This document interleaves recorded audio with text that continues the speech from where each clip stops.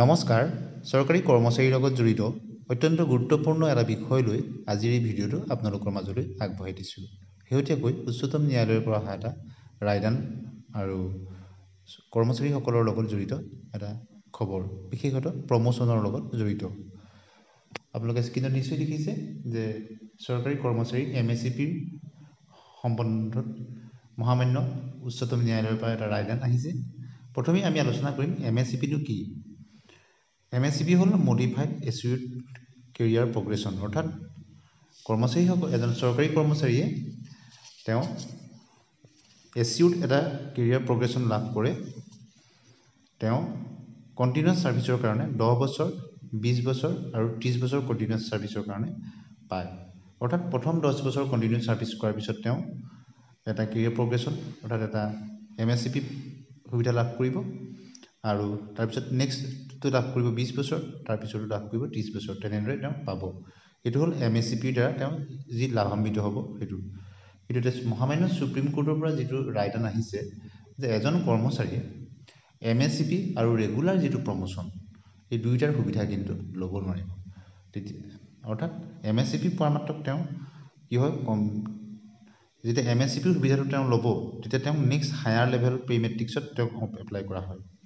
কৰ্মচাৰীজনে যদি তেওঁ জুনিয়ৰ এছিষ্টেণ্টত আছে, নেক্সট MSCPত তেওঁ তাৰ পৰা এটা পে মেট্ৰিক্স ওপৰ লেভেলত গুচি যাব।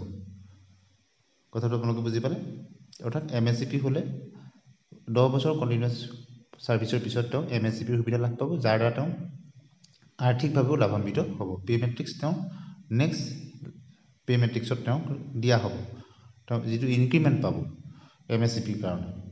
গতিকে MSCPৰ সুবিধাও আৰু ৰেগুলাৰ প্ৰমোচনৰ সুবিধাও, প্ৰমোচন পালেও এটা ইনক্ৰিমেণ্ট পায়। গতিকে দুয়োটা সুবিধা ল'লে আৰ্থিক যথেষ্ট লোকচান হয় চৰকাৰৰ। সেইকাৰণে কৈছে যে যিকোনো এটাহে ল'ব পাৰিব। অৰ্থাৎ MSCP ল'লে ৰেগুলাৰ প্ৰমোচনৰ সুবিধাও তেওঁ ল'ব নোৱাৰিব। যদি তেনেধৰণৰ হৈছে তেনেহ'লে তেওঁলোকে আৰ্থিক যিখিনি মুনাফা লৈছে দুয়োটাৰ পৰা, তাৰ পৰা তেওঁলোকে কি কৰিব লাগিব, পইচাখিনি ৰিটাৰ্ণ কৰিব লাগিব। গতিকে আপোনালোকে নিশ্চয় বুজি পালে। MSCPটোক বহুতে টাইম স্কেল বুলিও কয়।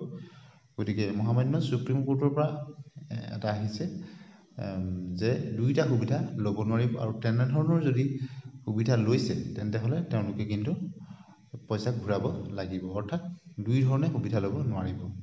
MSCPৰ সুবিধা আৰু অন্যান্য ৰেগুলাৰ প্ৰমোচনৰ সুবিধা দুয়োটাই ল'ব নোৱাৰিব।